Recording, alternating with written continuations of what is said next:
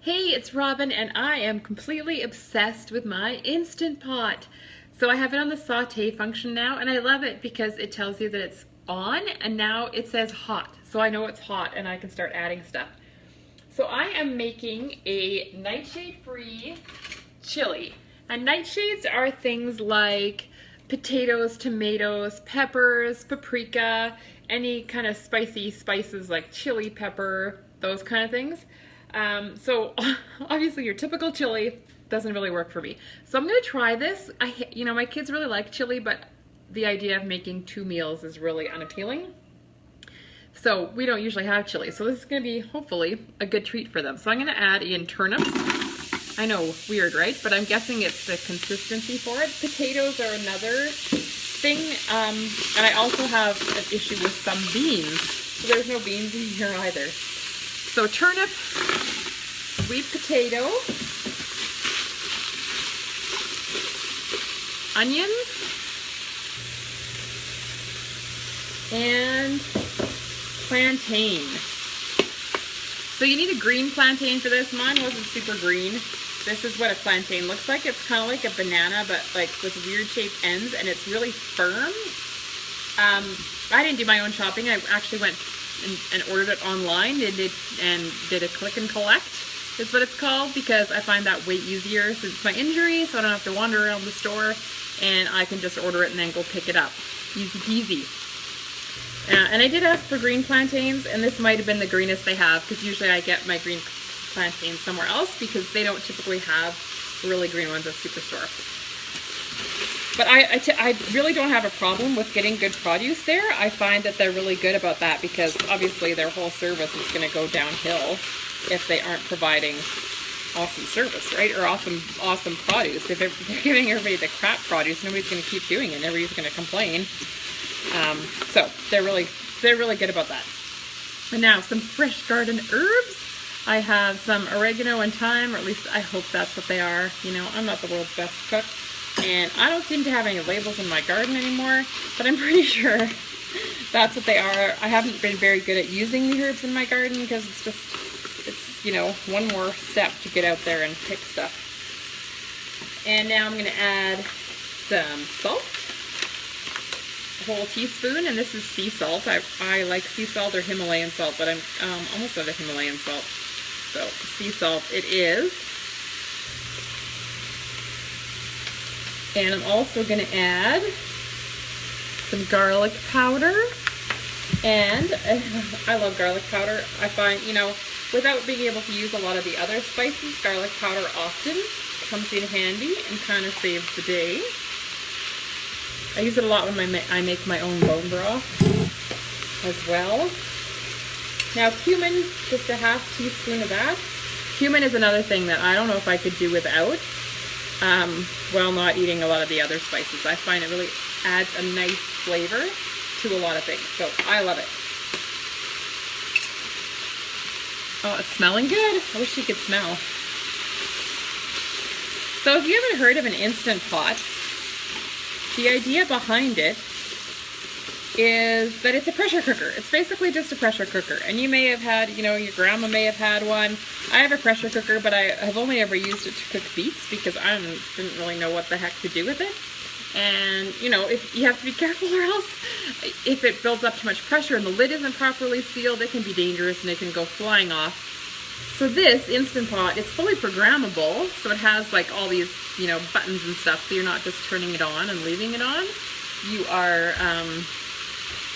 you're programming it for how long you want it on for, which is cool. And it has you know, it has safety features so that if the lid's not on properly, you can't mess it up. So I need to saute this for a few minutes, and then I have some more ingredients to add.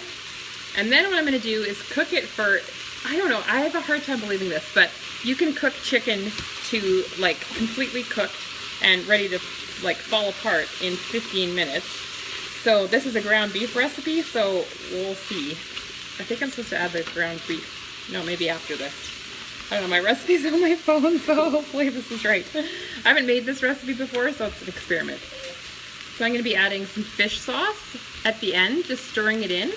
after my five minutes of cooking time, once I'm done sauteing, some cocoa powder, a quarter teaspoon, which I kind of gotta wonder if it's even worthwhile. Some cilantro, I love cilantro, love, love, love it.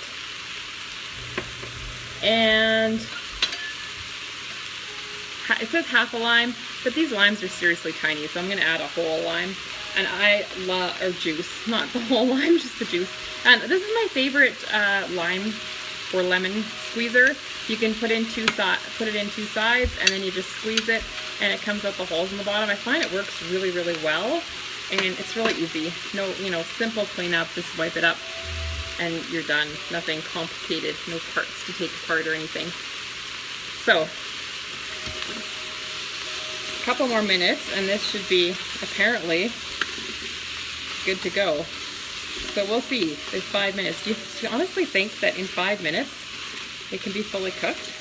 I don't know. Seems kind of crazy.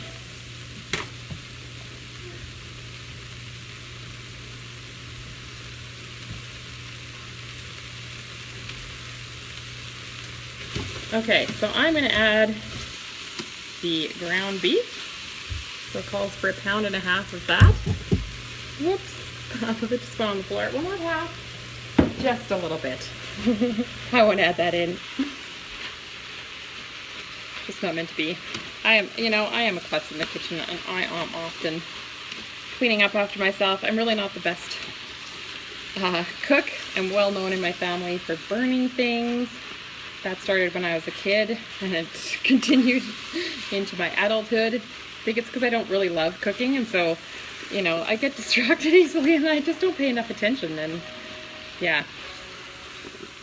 So this recipe, even though it only takes 5 minutes to cook, it's fairly time intensive in the chopping.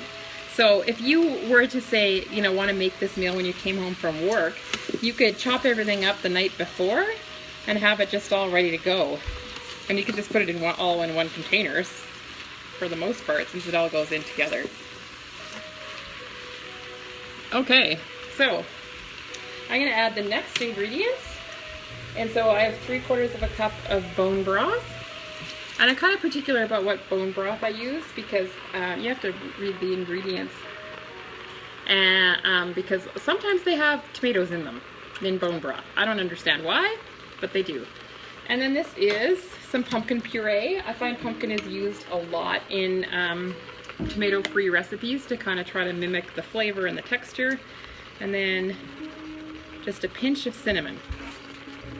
So that's all I'm going to be adding for now. I am going to be, my cat is eating the ground beef that's on the floor. My daughter is saving it from him, or saving him from it. I don't know. Okay, so that's it. I'm going to put the lid on this. And hopefully I can get it on easily. So you hear it sing a song when it's on. Then you turn it, it sings a different song. And now I am going to turn it to manual time. I have to cancel the saute function first, then turn it to manual time, and we're just going to do 5 minutes, and we'll see what happens. Check back and see the finished product and see if it turned out. So let me know if you have an Instant Pot and if you're gonna try this recipe, and I will talk to you later.